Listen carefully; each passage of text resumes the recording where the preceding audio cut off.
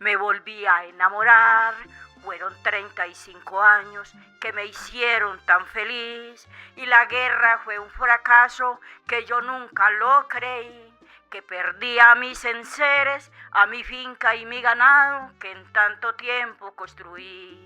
Sin embargo, seguí así, recibiendo a todo el mundo, que igual sean amigos o no sean, siempre los recibo así. Pero el trago más amargo fue perder el ser querido, verlo en manos de bandidos que creí que eran amigos, pero ahí me equivoqué. Hola, bienvenidas y bienvenidos al podcast Mi Comuna 2.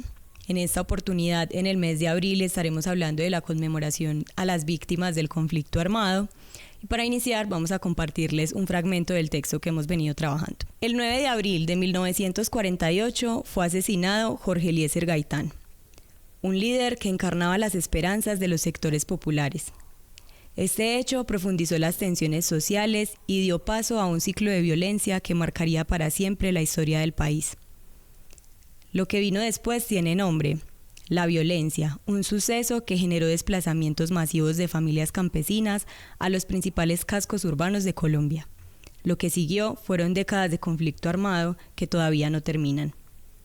Esta fecha para muchos evoca el pasado, pero más de 9 millones de colombianos y colombianas lo tienen como una realidad presente.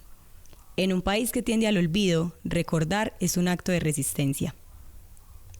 Entonces, en este video podcast estaremos hablando sobre el Día Nacional de las Víctimas, que es el 9 de abril, pero que nosotros retomamos todo el mes como para conversarlo y aprender un poco más sobre esto.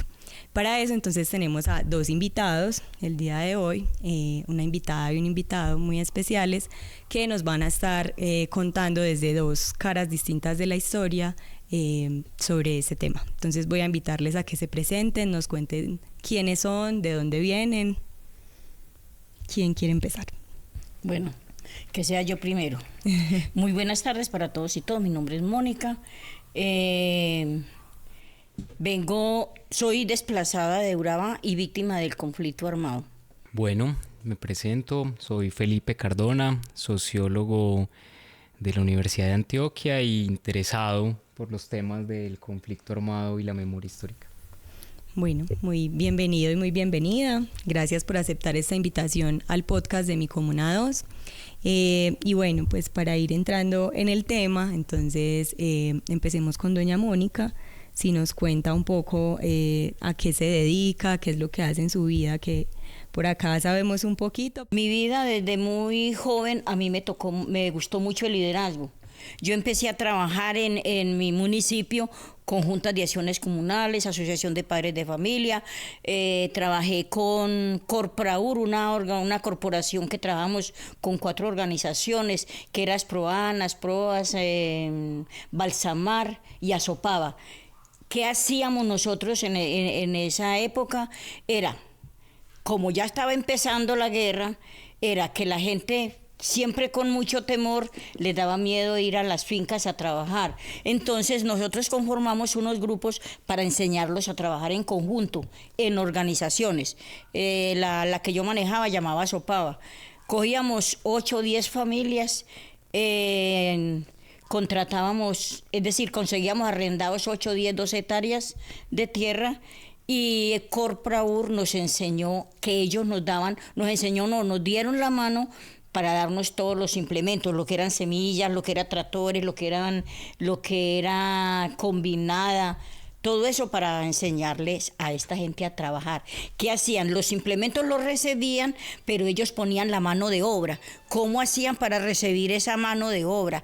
Ellos trabajaban al día.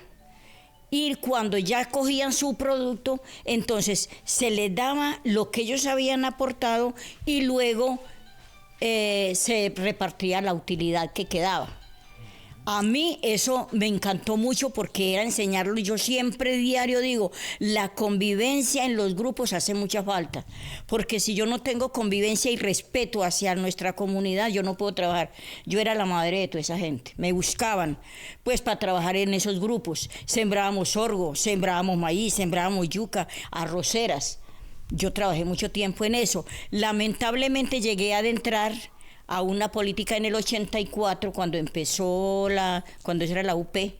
Bueno, y entré a trabajar ahí porque todo el mundo, yo veía a todo el mundo en eso, y entramos, pero no era como decían que era guerrilla, no, porque supuestamente nosotros en ningún momento, al principio nosotros no nos reuníamos con nadie, era la organización como UP que íbamos a trabajar. ¿De qué se trataba? Que no íbamos a trabajar para el rico, sino que tuviéramos una igualdad, es decir, que las personas trabajaban para ellos, sustento de ellos, y no esperar a estar arrimados por allá, humillados a una persona que tenía plata, a un finquero o algo.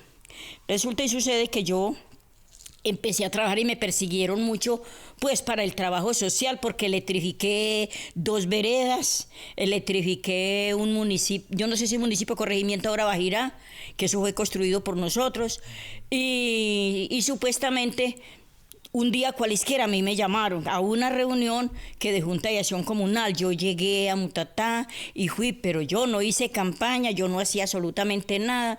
Entonces resulta que llegó otra que sí mantenían esos carros por ahí invitando gente.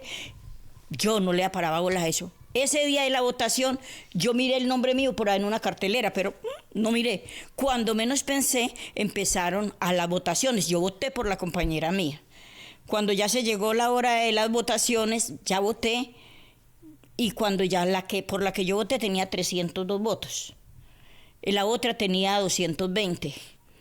Y Mónica faltaba, era casi de las últimas 782 votos.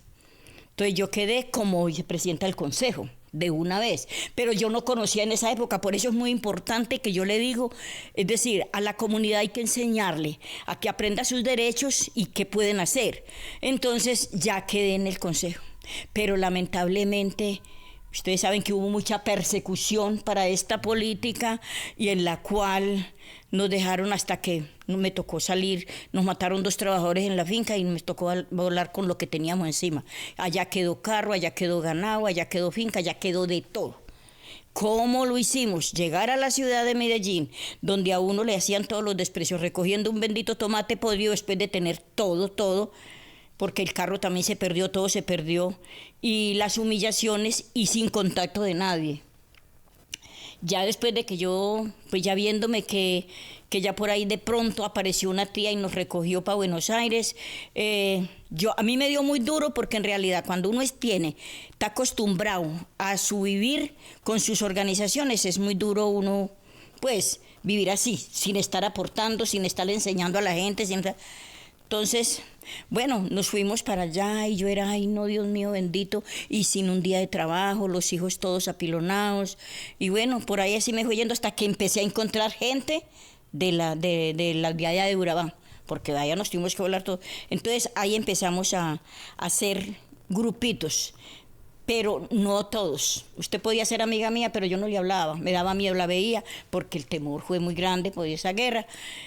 Entonces, bueno, ya a lo último ya nos fuimos confiando unos. ¿Y qué hacíamos? Ya nosotros empezamos a tomarnos partes para lograr una vivienda, porque supuestamente el alcalde no nos dejaban. Aquí el municipio no nos dejaba porque siempre nos trataban era de guerrilleros no fue muchas las humillaciones que recibimos. Entonces yo ya no, pues ya empecé a juntarme con ellos y sin saber qué hacíamos. Hicimos muchas tomas. Porque en realidad sí, nos tomamos la Veracruz, que tuvimos un poco de tiempo allá en la Veracruz, nos tomamos la Universidad de Antioquia, nos tomamos la Curva de Rodas, para poder lograr llegar a una persona que, por ejemplo, nos sacaron, por ejemplo, de la Cruz también nos metimos y también nos sacaron, nos quemaron los ranchos, y ya en la onda donde estoy viviendo en este momento fue muy sencillo, un evangélico, ellos siempre como que sirven, y resulta que cualquier día nos vieron como humillados, y entonces el señor dijo que la abuela se había muerto y que él nos iba a donar un terreno, que lo midiéramos para los que alcanzaran. Y resulta que alcanzó para 25 lotes de 7 por lo que daba a los otros linderos. Y eso lo rifaron. Y éramos 80 personas. Pero yo estaba de buenas que saqué el 22 y quedé allá. Pero lamentablemente, como le digo, sufrimos tanto y llevamos tanto del bulto que se llegó el día que en el 2002 esa guerra estaba por todos lados. La Comuna 13 allá, me mataron el esposo. Me tocó verlo cuando lo cogieron como entre 12 personas para matarlo. Yo lo vi y en esos había unas personas que mi esposo, cuando yo venía de los recorridos con los huesitos, hacíamos sancocho. Mija, ve, dale comidita a sus huevones, ve, vienen con hambre. Y se les daba comida. Y el día que lo estaban matando, yo vi uno de esos. Pero bueno, ya pasó eso, ya me tuve que volar yo también, porque supuestamente ya me perseguían porque yo vi quién lo mató. Entonces el temor como de que pronto yo los demandaba, entonces me perseguían a mí, me tuve que volar también con lo que tenía encima, ya perdí también lo que tenía allá. Me fui para Buenos Aires y en Buenos Aires nos juntamos 32 personas. 32 personas y esas 32 personas ya no alcanzaba con lo que uno iba a recoger. Estábamos aguantando hambre, frío, porque habíamos salido con lo que teníamos encima también de allá. Entonces ya tenía mi hija que iba a cumplir 15 años, ella dijo, mami, ay, yo me voy a ir a asomar, dicen que eso arriba ya está bueno, mami, que ya esa gente, porque como ya había entrado la Estrella 6, que fue cuando hubo esos recogimientos, toda esa gente que llevaron muchos para la cárcel y desaparecieron a mucha gente que no tenía que ver. Porque supuestamente allá habían milicianos, pero los milicianos, el que tiene sus armas corre o se afrenta. Pero la comunidad no, se quedaba y se confiaron y desaparecieron mucha gente. Entonces yo le dije a mi hija, pues yo no sé qué vamos a hacer, a ver si nos abrimos, porque es que nadie trabajando y no había con qué pagar los servicios, el agua sola llegaba como de 300. Y pues con tanta gente ahí, todo sin trabajo. Entonces ella se fue. Lamentablemente, un 17 de septiembre del 2003, ella se fue para allá y nunca volvió. Y hasta el momento no ha vuelto. Pero yo siempre seguí, conformando organizaciones para contar nuestras memorias y nuestras historias. Es decir, allá yo ya cogí unas que llamaban las comadres y tuvimos como 12 personas donde nos contábamos, llorábamos, pero de aquí no salía nada. Lo que hablamos aquí, nada salía. Pues esa era lo que nos enseñó la vida, cómo era que teníamos que estar. Y ya de ahí ya otra Solavide, de a Solavide de pronto hubo como que sí, como que no, unas querían y otras no. Entonces conformamos una organización que llama Las Mandalas. Pero yo ya había tenido otra que llama, porque no se había acabado, que es Asociación Club de Vida de los Elegidos, que tiene que ver con adultos mayores. Como en el 2011 yo salí ya, de primer vez salimos a la mesa municipal y eso hace que estoy allá en la mesa. Pues no peleando, pero en realidad, como le digo, dando un ejemplo, porque en realidad yo toda mi vida sí he dicho, la convivencia hace mucha falta. Y a mí me duele en el alma cuando hay discusiones sin motivo, cuando hay discusiones por una persecución. Yo no le veo como algo. Entonces, a esto es que yo le digo, en este momento, yo no vivo en la casa, yo todos los días tengo reuniones, porque también ya me organicé también con lo que tiene que ver Corporación Víctimas de Urabá. Entonces yo también trabajo con ellos. Bueno, ahí tenemos una habitante de nuestra zona nororiental que ha encarnado como varios hechos victimizantes. Empezamos este capítulo del video podcast con el 9 de abril, trayendo a la memoria el asesinato de Gaitán, pero entonces acá también empiezan a surgir otras cosas como el desplazamiento forzado, como las víctimas de la Unión Patriótica, como los desplazamientos intraurbanos acá en Medellín, como una serie de violencias sistemáticas.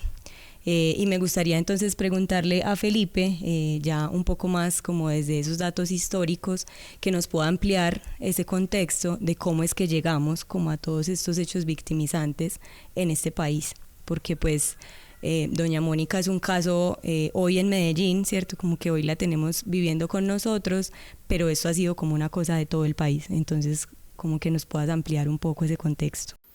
Bueno, iniciar agradeciendo a la Corporación Mi Comuna por esta invitación, a Mónica Benítez, que es una lideresa referente de todo el trabajo de víctimas, no solo de la zona nororiental, sino de la ciudad. Y yo incluso buscaría como devolverme en la historia, ¿cierto? Arranquemos desde ese momento, ese 2002, que nos estaba ubicando ahorita Mónica, con relación a lo que fue la operación... El 2003. El 2003, exacto, el 2003, la operación Estrella 6, ¿cierto? una época en la que se estaban dando operaciones militares en la ciudad.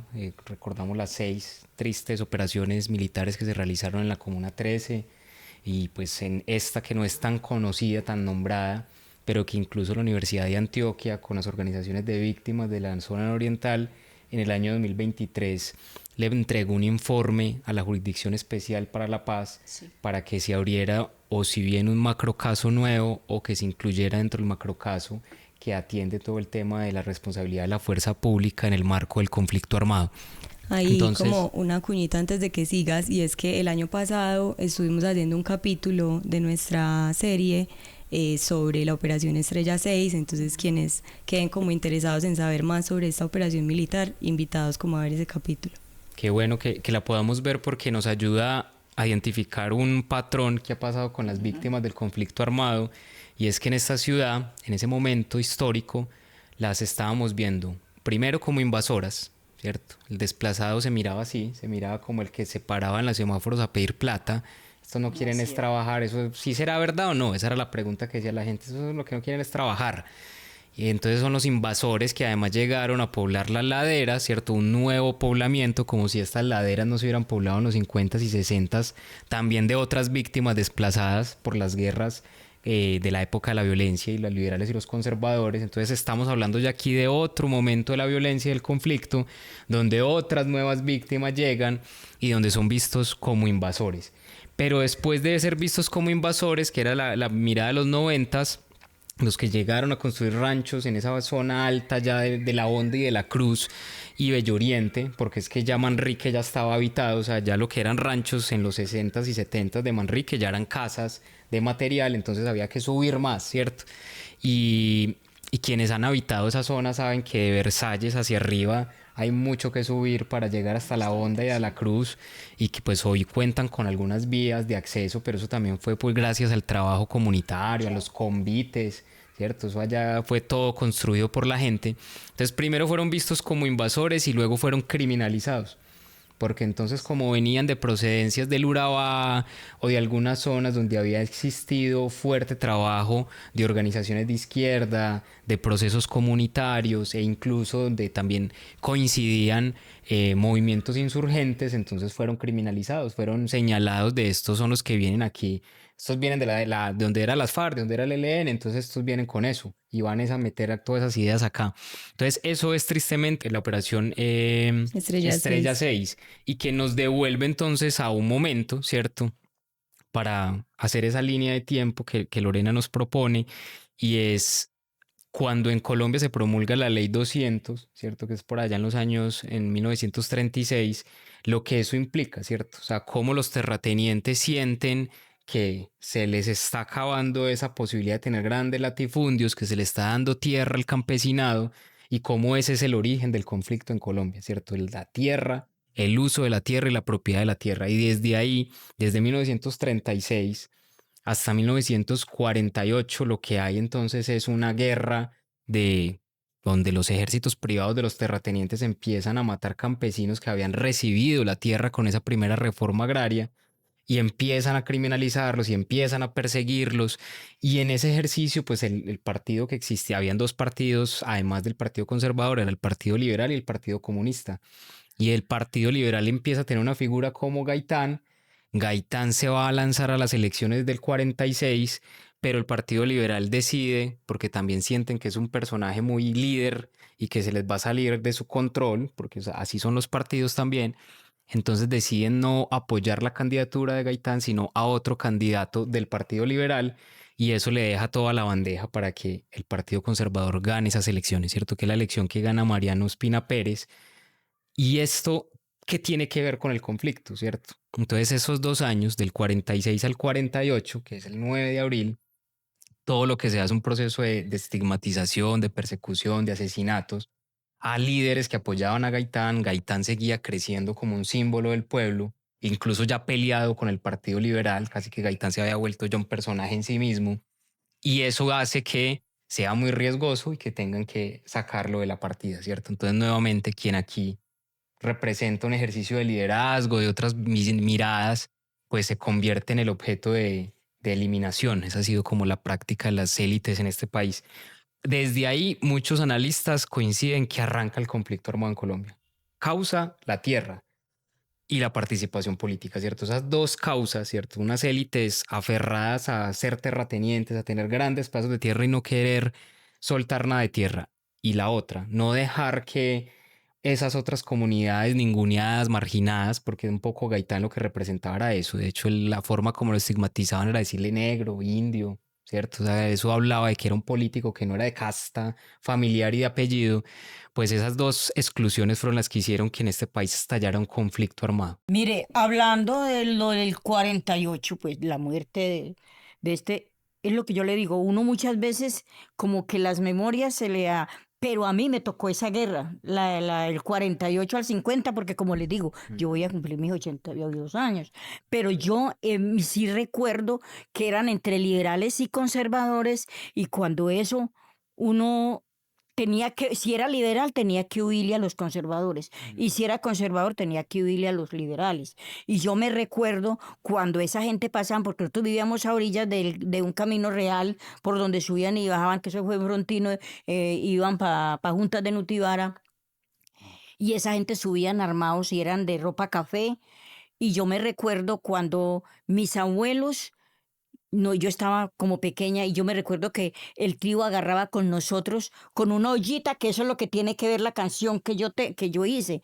Es decir, yo me recuerdo que mi tío me montaba en la nuca y nosotros, y con la mano que no podíamos toser para que no nos sintieran, Claro. porque esa gente vivían abiertos por ahí. Entonces, ¿qué hicieron? Mis abuelos, ellos tenían, el papá de mi papá hacía unas mochilitas de esas de cabuya. Y a cada uno nos hicieron una mochilita de esas y un platico de palo y una cucharita de esas de totumo, coca, no sé. Y entonces la mente, eso no sonaba, eso no hacía bulla. Y nos íbamos a dormir a una cañada, nos llevaban a dormir a una cañada y allá mochaban todas esas hojas secas de plátano, las tendían, de buenas que no nos picaban los alacranes.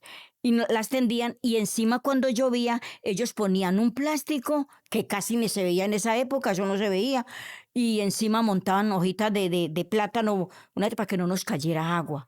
Al otro día, en la mañana, a las 7 de la mañana, iban bajando y era el uno estirando la nuca a ver si esa gente no estaban por ahí. Y yo me recuerdo un día que llegamos y en vez llegamos la abuelita, el abuelito no llegó, ellos se quedaron por allá porque se llevaban las muchachas jóvenes. Entonces las tías mías estaban muy jóvenes, entonces se quedaron con mi abuelito allá en la platanera esa. Y cuando llegamos, un perro blanco que ellos tenían era lata y lata, y cuando mi mamita estaba sentadita echando unas arepitas que el fogoncito era de leña en el suelo, cuando esa plomiza tan horrible. Ay, yo no sé, nosotros verdaderamente hemos tenido una vida dura y de un principio ya como que uno se va acostumbrando al plomo, ya cuando menos pensamos, la máquina donde molía uno el maíz botó la tolva.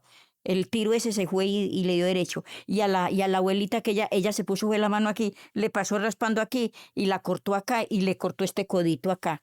Ay, no, eso era una cosa muy horrible. Ya bajó mi abuelo, en esa época bajó, y un señor Carlos Ramos era conservador, mi abuelo era liberal, y entonces vino por la noche y lo disfrazó de mujer, con trapo en la cabeza y se lo llevó y lo encerró en un baño allá, para que no lo fueran a matar. Y uno muchas veces, cuando ya salió a Frontino, todo el mundo era, viene la bola, no se deben ver, unos carros que eran redonditos, porque esos recogían la gente para llevársela y aparecían a 4 y 5 uno sobre otro por ahí en las orillas de la carretera o en el camino. Entonces, eso era una persecución muy horrible, es lo que yo le digo. Esta es una guerra que como se dice, el 48 y de antes. Hay una guerra muy horrible que los que no la han vivido, pero yo sí la he vivido. Porque en realidad a mi edad que yo tengo sí me ha tocado todo eso. Nos tocó donde boleaban plomo y pegaban, botaban las mochitos de estera, porque en esa época uno no usaba colchones, sino esteritas de hoja de caña brava. Entonces uno veía y le metían candela a los ranchos. Le tocó ver a uno. Esa gente verdaderamente, eso público, eso mataban público. Lo mismo que pasamos ahora en estas guerras de ahora. Eso era público. Entonces son unas cosas que yo le digo. Es decir, la guerra no es de ahorita. La guerra ha sido en muchas formas y de hace muchos años. Y las que la hemos vivido y la hemos sufrido somos los que tenemos que verdaderamente contar nuestras memorias y nuestras historias. Porque hay mucha gente que nos dice, a ver, fulano que es que es desplazado. No, el desplazamiento no solamente fue guerra. El desplazamiento fue temor, la mayoría mucho temor y ver las cosas lo que nos pasó. Entonces yo creo que ahí, Lore, para concretar esta idea que Mónica nos ayuda a ilustrar con su propia experiencia, por ejemplo, en la historia de vida de Mónica podemos hablar de 3 momentos de la guerra, ¿cierto? Como para cerrar ese bloque que veníamos diciendo del 48, y es esa época que los analistas del conflicto han llamado la violencia, que es la violencia pues como con la V en mayúscula, como nombrando un periodo que es entre el 48 y pongámosle el 57, ¿cierto? Que nos va a marcar una guerra entre liberales y conservadores que se basa al campo, ¿cierto? Se va, como lo dice Mónica, a que la padezcan fundamentalmente los pobres matándose con los pobres, ¿cierto? Mientras los jefes de los partidos políticos tomaban whisky juntos, el presidente Lleras Camargo con un líder liberal se sentaban a hablar y a resolver en un club privado sus propios conflictos. La gente en el campo tenía que, ahí viene el dicho del campesino de, ¿usted qué es? ¿Liberal o conservador? Depende de quién pregunte. ¿Usted es qué? ¿Usted es conservador? Entonces yo soy conservador. O sea, casi que tocaba era un instinto de supervivencia porque habían territorios en los que habían ejércitos privados o ejércitos irregulares de bandos, los que conformaron los terratenientes, aprovechando ese escenario para recuperar y robar tierras, como lo que llamamos los chulavitas, los pájaros, ¿cierto? Todos este tipo de grupos. Y los bandoleros, que era como se le denominaba a las guerrillas liberales en los llanos, en el Tolima, y aparecen personajes como Guadalupe Salcedo y otros líderes. Luego, esa otra guerra que vivió Mónica, también en su territorio, es la época en la que las insurgencias armadas ya de un carácter revolucionario, que tenían presencia en la zona del Urabá, como el EPL, el Ejército Popular de Liberación, que surge a mediados de los años 60, las Fuerzas Armadas Revolucionarias, que surge también de esas luchas campesinas en el Tolima en los años 60. No hubo tanta presencia del ELN en esa zona del Urabá, pero pues que también fue otra de esas insurgencias que surgieron más para los lados del Santander y muy cercana como a unos movimientos y núcleos estudiantiles. Esa convergencia de esos grupos en los años 80 en el Urabá, que es la tierra a la cual Mónica es desplazada por primera vez y llega a Medellín, es la convergencia cuando luego entran las autodefensas campesinas de Córdoba y Urabá, ¿cierto? Zona donde ellos empiezan a colonizar y a dar unas disputas y donde nuevamente es las comunidades las que quedan en medio del fuego cruzado. Y es en ese momento en el que justamente Mónica está siendo parte de una iniciativa de paz, que es un partido político de izquierda, una alternancia política que surge, que es la Unión Patriótica, que se está presentando a una de las primeras elecciones populares de alcaldes y concejales y donde les va muy bien y eso asusta nuevamente a las élites y a los terratenientes, sobre todo en una zona como Urabá donde hay unas grandes empresas bananeras y multinacionales que tienen sus intereses de capital ahí y empiezan nuevamente a perseguir, a estigmatizar y a asesinar, en últimas y a desplazar a todos estos liderazgos. Y una tercera guerra que ya es estando en Medellín, finales de los 90, principios del 2000, las comunas de la ciudad en toda una situación de confrontación. Tenemos en ese momento milicias populares, bueno, algunos grupos que quedaban cercanas a las ideas de las milicias. En la Comuna 13 existían los comandos armados del pueblo. Por allá en la zona nororiental todavía quedan algunos resquicios de esas milicias que habían existido a principios de los 90, las milicias del pueblo y para el pueblo, las milicias del Valle de Aburrá. Pero lo que sí había eran muchos grupos paramilitares, ¿cierto?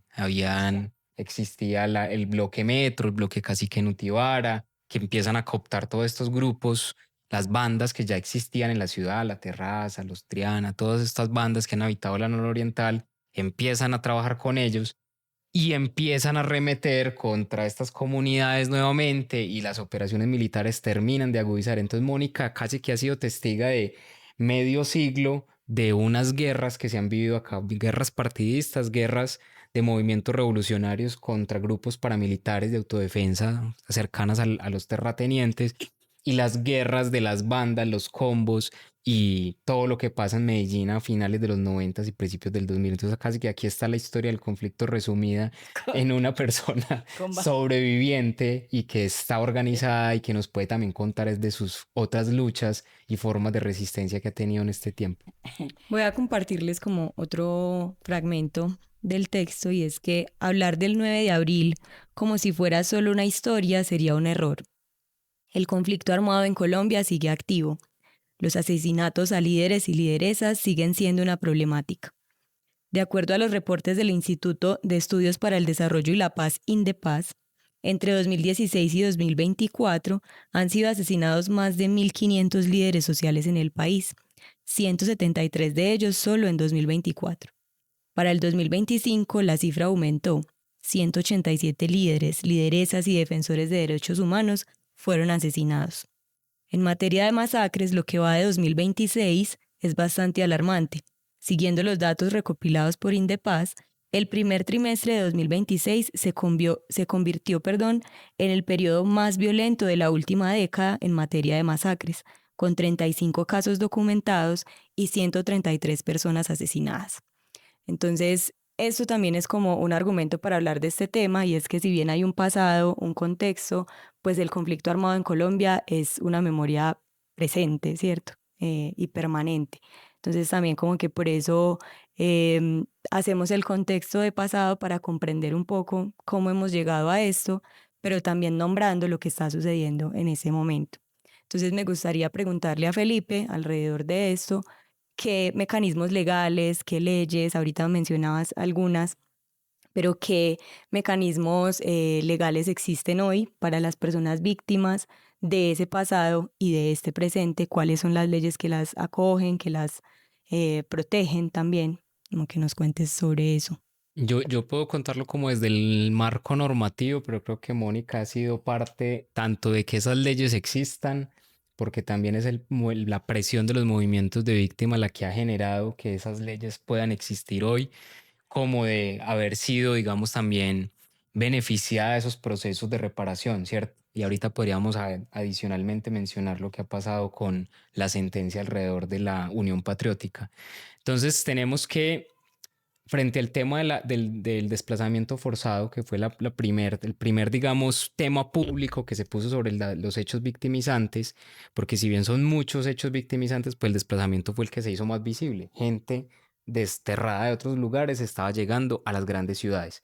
Entonces ahí empieza a aparecer unos marcos normativos. Y Mónica, ¿se acuerdan esos 90s? ¿Cuál fue la ley, Mónica, que salió en los 90s? La ley 387, que la ley 387 no es como la 1448, que hay otros beneficios. Es decir, solamente se atendía lo que era desplazamiento, allá mucha gente logró que les dieron vivienda regalada, ya cuando es como se dice.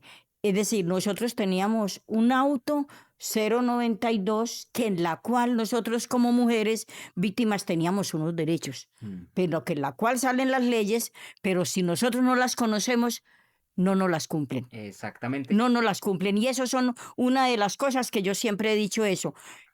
Mandamos a una persona para que se entere, pero nunca va a contarle a usted, ve, qué derecho teníamos con esta ley o qué es lo que cubre esta ley. Entonces, ahí es donde muchas veces los liderazgos de pronto haya contrapunteo, porque en realidad es imposible que yo, sabiendo algo, no le comunique la realidad a usted o a usted. Entonces, la primera fue esa, la ley 387, que teníamos como mujeres el auto 092, que les cumplieron a uno y a otro no. En el 2011 salió la 1448, que hay muchas cosas que también nos las han negado, no las han cumplido. Entonces, de todas formas, nosotros como víctimas, y era lo que yo le decía, no, es que, vea ustedes, miren que nosotros, por ejemplo, hablamos de lo antigua. ¿Quién fue Laureano Gómez? ¿Por qué metieron a Laureano Gómez? Que eso fue como en el 50. Y supuestamente Laureano Gómez, ¿por qué tuvieron que sacarlo? porque ese se sentó fue a barrer con todo el mundo. Entonces cuando sacaron a Laureano, pues porque en realidad estaba acabando con el país, y metieron a Rojas Pinilla. Rojas Pinilla. Ujú. Yo estaba pues todavía pequeña cuando eso, pero eso es lo que yo le digo, la cabeza, pues, yo todavía me recuerdo de eso. Y entonces ahorita con las leyes que hay, lo que dice Felipe aquí, es cierto. Salen muchas leyes, salen muchas sentencias, salen muchos, pero nos dejan en visto, porque no se cumplen. Se le cumple al más de buenas, porque en realidad como ley es ley y bueno. Entonces, hay con lo que nos dice Mónica, hay un antecedente normativo, la 387, que es con la primera con la que se empieza a atender a la población desplazada a finales de los 90. Luego sale la Corte Constitucional a sacar una sentencia, que es la sentencia T025, ¿se acuerda, Mónica? Sí, sí. En el 2003, que le hace un llamado de atención al Estado, dice aquí hay un estado inconstitucional de las cosas, es decir, se está violando o se está incumpliendo la Constitución. Entonces le dice al Estado colombiano y le pone un montón de temas en los cuales tiene que atender a la población víctima del conflicto. Y ahí, aunque fueron pasando varios actos normativos y varios autos, ¿cierto? Que los autos son lo que componen las sentencias, lo que da, digamos, desarrollo.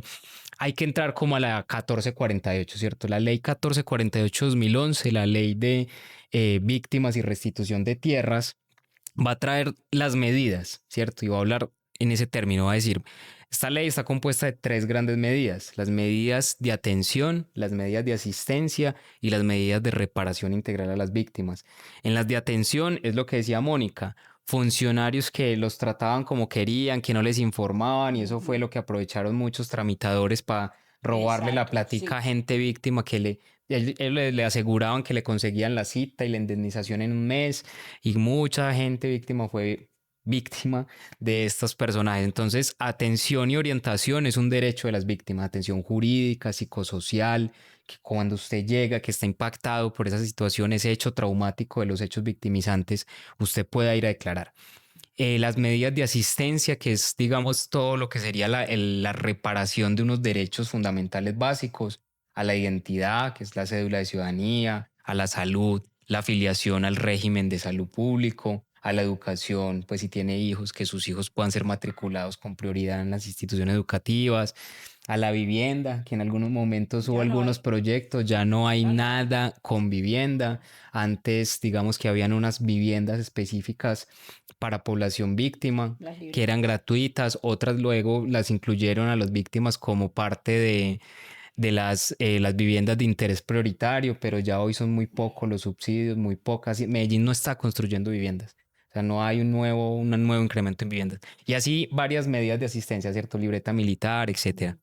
Y la tercera, que es la de reparación integral. Reparación integral compone todo el tema de restitución de tierras, actos de memoria, toda la parte de la indemnización administrativa, que es lo que la gente llama, pues, como me repararon, cuando me pagaron un recurso económico, y que dependiendo de los hechos victimizantes va a ser eso. Entonces esa ley lo que dice es: ¿qué es una víctima? ¿Quiénes son víctimas del conflicto armado? ¿Cuáles son los hechos victimizantes? Va a decir, esta lista son los hechos victimizantes, porque no solo es desplazamiento, es homicidio, es desaparición forzada, es despojo forzado, es tratos crueles e inhumanos. Entonces hace toda una lista de hechos victimizantes, y así la gente ya no solamente viene y cuenta, me desplazaron, sino que también cuenta cuál fue el hecho. Y por esa ley entonces es donde empieza el proceso de reparación.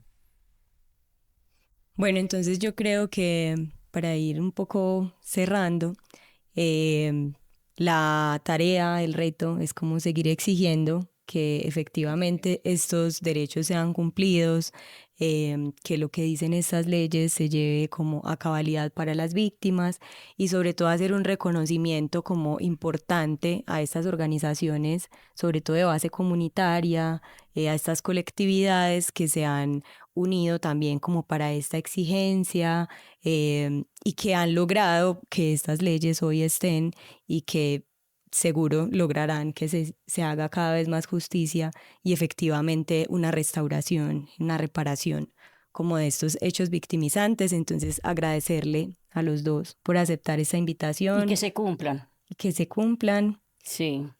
A doña Mónica por compartir también su historia de vida. Pues para nosotros es como muy importante que en nuestro video podcast esto sea nombrado, visibilizado, que las personas sigamos enterándonos de nuestra propia historia, de lo que le pasa a mi vecina, a mi vecino, a mi propio familiar y a mí, y que eso también sea como ese motivante para esta exigencia de justicia y verdad. Aquí hay un puntico, Lorena, muy importante para mencionar, y es que estamos en la comuna donde más organizaciones de víctimas han existido. También tiene que ver con la población que ha albergado, la población víctima que ha albergado, pero también por unos liderazgos. Y es el momento de hacer homenaje a unas mujeres muy valiosas. Mónica Benítez es una de ellas, fundadora del barrio La Honda, como contaba ya ahorita su historia. Luz Danelia, ¿cierto? Otra mujer que también ha hecho parte de esas historias. La Chava, Luz Helena, pues cómo olvidar también a Ana Fabricia Córdoba, Sí. que a quien fue asesinada en todo su ejercicio de exigencia a la verdad y de justicia por el asesinato de su hijo, y fue asesinada aquí en la propia comuna. Entonces también estas fechas son para rendir homenaje a quienes han resistido, a quienes siguen resistiendo, a quienes siguen construyendo desde esta comuna un ejercicio de memoria ante las víctimas, y que Mónica hoy también encarna ese ejercicio de memoria con actos simbólicos, hace teatro, canta. Frente a las posturas de sectores políticos de la derecha que distorsiona, minimiza o justifica el conflicto social y armado en Colombia, ¿cuál es el papel de las organizaciones sociales y la sociedad civil en la construcción de narrativas que pongan la verdad y a las víctimas en el centro? Pues yo no sé. De todas formas, izquierda y derecha. La derecha hace muchas cosas, porque hablemos de nosotros mismos. Es decir, nosotros hablamos de derechas ha sido el conflicto porque sufrimos mucho por la derecha. La derecha fue la que no, ese conflicto que hemos tenido, todas las matanzas y todo lo que sufrimos fue por el lado de la derecha. Porque no nos neguemos, fue Álvaro Uribe el que creó las convivires, el que creó, y yo siempre digo, son los mismos indios con distinta guasa. Porque en realidad muchos decimos fue fulano y fue perano, pero a la final son los mismos, porque, por ejemplo, uno se dio entero que guerrilla se pasó a los paras se pasaron a la guerrilla, los combos como bien. Entonces yo ahorita en este momento sí diría, hombre, hay una experiencia que debemos de ver con la izquierda, es que no nos veamos la belleza, veámonos el manejo y el trabajo que tengamos con la persona, a ver si esos miedos alguna vez en la vida se nos van a terminar, porque es que en realidad, de todas formas, pues yo en este año que tuvo este otro, gracias a mi Dios, yo agradezco en el alma. Y hasta el momento, soy izquierda hasta Bueno. soy de izquierda hasta las piezas. Ahí yo le agregaría a Mónica una cosa muy importante con todo, a los retos que tenemos las organizaciones sociales y quienes estamos en el ámbito de la educación popular, del arte, la cultura, y es un acto que nos deja no solo la ley de víctimas, sino que nos han enseñado todas las organizaciones de víctimas, las buscadoras, ¿cierto? Todas las lideresas, y tiene que ver con la dignificación, ¿cierto?